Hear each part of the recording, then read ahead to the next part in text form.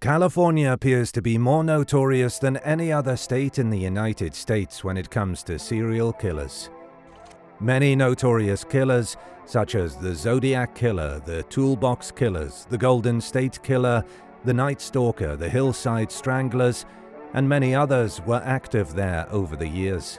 However, the Midwest of the United States is yet another region of the US that has been home to several infamous serial killers throughout the years. This video isn't about a serial killer. This case is about a family of serial killers, the Bloody Benders. Serial killing families are more common than we are led to believe. The cannibal Sawney Bean clan in the 16th century, the Tarvediyeva family, the Staffelbach family, the Kelly family, and our subject for today, the Bender family. Coincidentally, the last three families were from Kansas, which begs the question, what was going on in Kansas in the late 1800s? In October 1870, two men named John Gebhardt and John Bender arrived in Osage Township, located in the southeast corner of Kansas. They appeared to be related by blood or marriage, although neither man ever elaborated if this was the case, and shied away from discussing their pasts. The older man spoke very little, primarily in German, while Gebhardt's constant chatter made it clear that they were seeking a claim. According to the Homestead Act, any federally surveyed parcel of land was available to settlers willing to settle and cultivate it. These parcels were known as claims. The Bender men got their claim and started constructing a small one-room cabin along a creek in Labette County. John Bender's wife, Ma Bender, and their daughter, Kate Bender, later joined the two men. For a few years, their home was run as a way station for travelers on this sparse, desolate stretch of land. The four Benders were far from a popular family in the area, and descriptions of them by those who knew them or of them are anything but flattering. The old man was a repulsive, hideous brute without a redeeming trait, dirty, profane, and ill-tempered. Old Mrs. Bender was a dirty old Dutch crone. Her face was a fit picture of the midnight hog that wove the spell murderous ambition about the soul of Macbeth. Young Bender, seen when excited, recalled the grave-robbing hyena at once to mind. Kate proclaimed herself responsible to no one save herself. In her lectures, she publicly declared that murder might be a dictation for good, that in what the world might deem villainy, her soul might read bravery, nobility, and humanity. She maintained carnal relations with her brother and boldly proclaimed her right to do so. Kate Bender held frequent seances and advertised in the Independence Journal as a medium. She also acted as a doctress or female physician to help injured neighbors and did not charge for her services unless they healed. She was accused of witchcraft and was quoted as saying bizarre things, including that she knew Napoleon, who had died 30 years before her birth, and that she was the female incarnation of Jesus. Using a canvas wagon cover, the Benders split their one-room hut into two distinct spaces. The larger room in the front was used as a general store where they sold various dry products, while the smaller room in the back was used as a living space. A hastily made misspelled sign with the word "Grocery" adorned the front of the inn. The kitchen and dining table were located in the front of the cabin, making it possible for travelers to stop there for a meal or stay the night. Ma Bender and Kate also cultivated a 2-acre apple orchard and vegetable garden to the north of the cottage.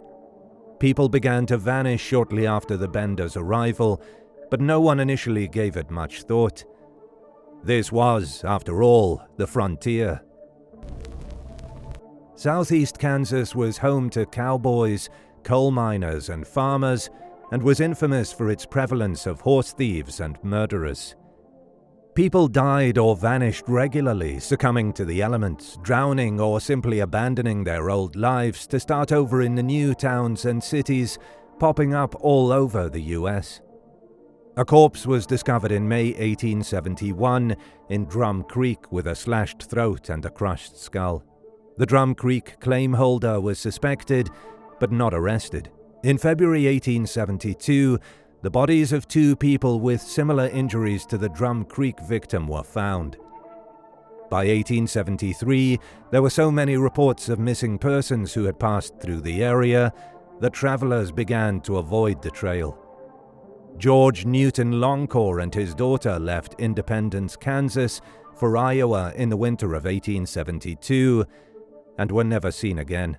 Dr. William Henry York, a former neighbor of Longcore, went searching for them in the spring of 1873 and questioned homesteaders along the dreaded trail.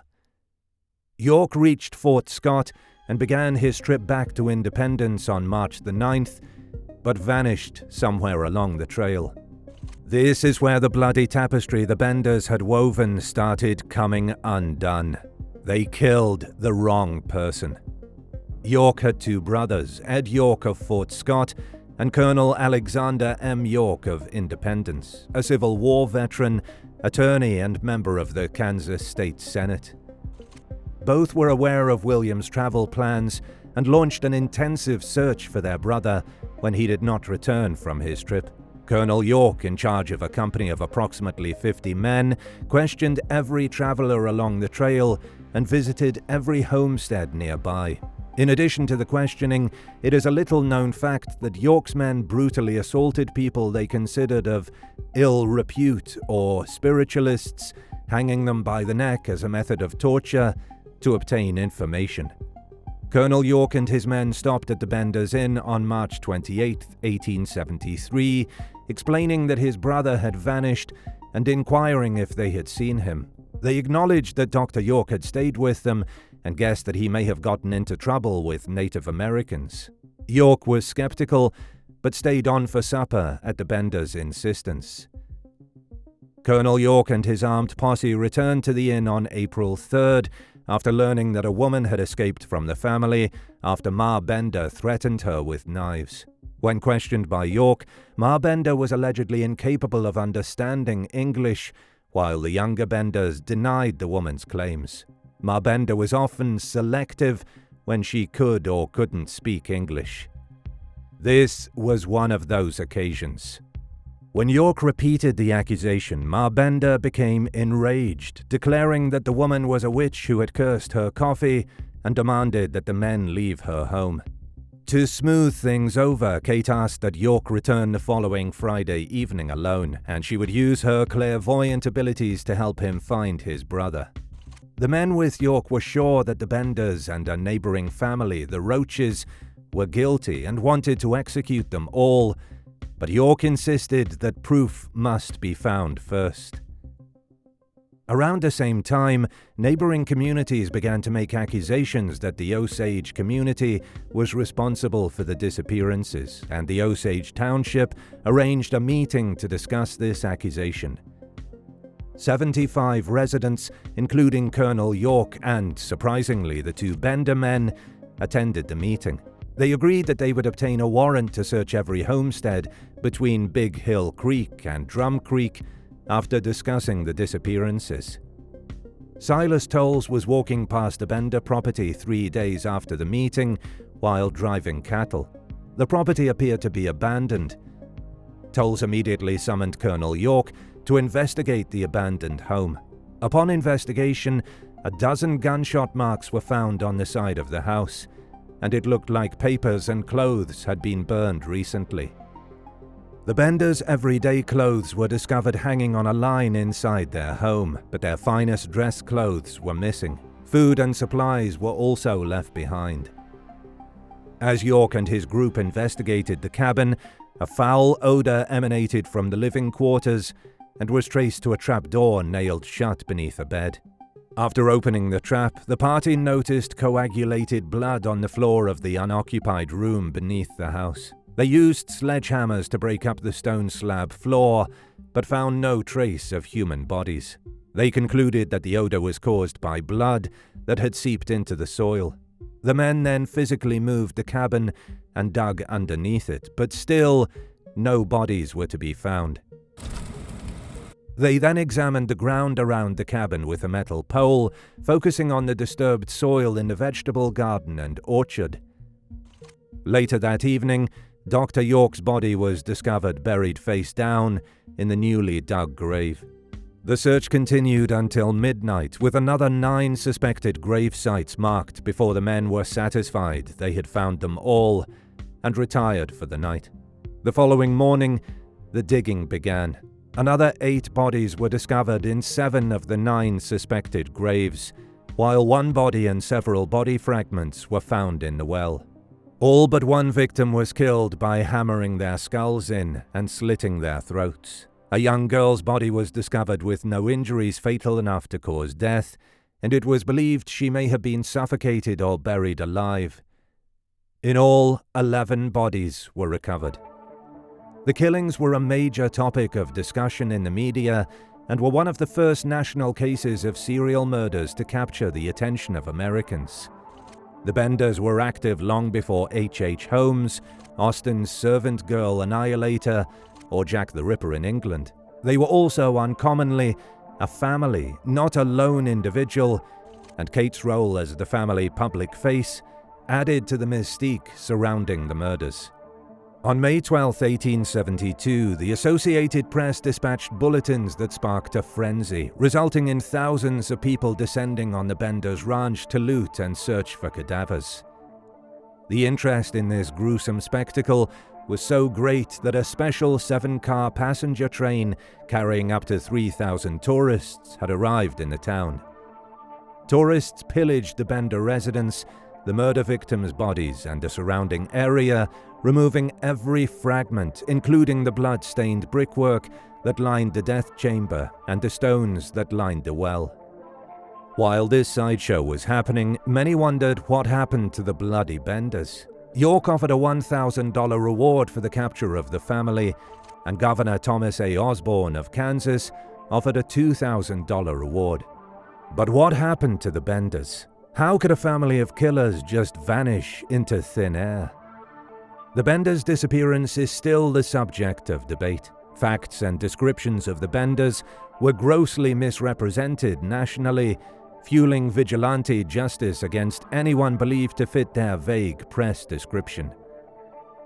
Following wagon tracks, detectives discovered the Benders' abandoned wagon with an exhausted and starving team of horses 12 miles north of the inn, just outside the city limits of Thayer.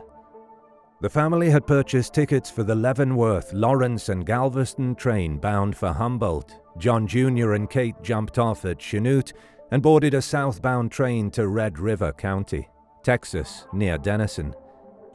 From there, they traveled to an outlaw colony believed to be in the border region between Texas and New Mexico, as reported by residents who saw them regularly. Yet the Benders were never apprehended or even pursued. Surrounded by criminals, including other murderers and thieves seeking refuge in the land beyond the reach of federal or state law enforcement, detaining them would have meant sending in the army, because lawmen following felons into this region often never returned. According to numerous accounts, a vigilante group detained the Benders, executed them all except Kate, and buried her alive. Another group claimed to have caught the Benders, lynched them, and dumped their bodies in the Verdigris River. Another man said he murdered the Benders in a gunfight and buried their bodies on the prairie. By far the most mysterious add-on story in this account involves a family we've mentioned at the beginning of this video, but that's a story for another day. If you love our content and want to support the channel, feel free to check our web shop where you can find exclusive true crime merch brought to you by Bad Things.